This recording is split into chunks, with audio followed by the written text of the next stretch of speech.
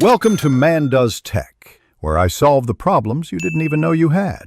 In this video, I will explain how to change a Toyota Yaris air filter.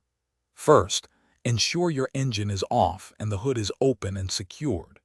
You'll need a new air filter and possibly a Phillips head screwdriver, though many models require no tools.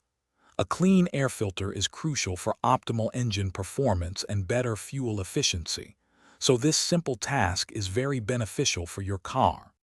Next, locate the air filter housing, which is typically a black plastic box near the engine. On most Yaris models, you'll find 2 or 3 metal clips holding the cover in place.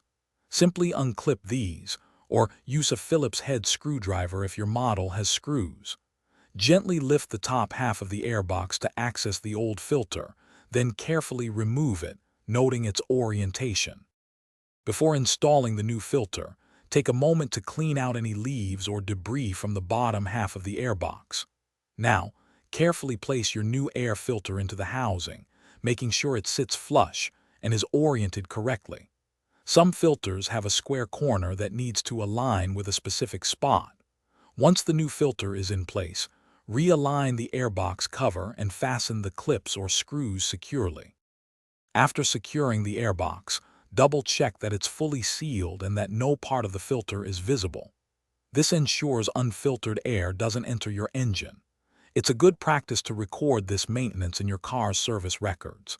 Regularly inspecting your air filter, especially every 15,000 to 30,000 miles, helps maintain engine health.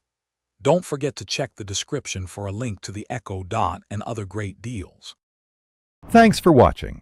If you found this helpful, don't forget to like and subscribe.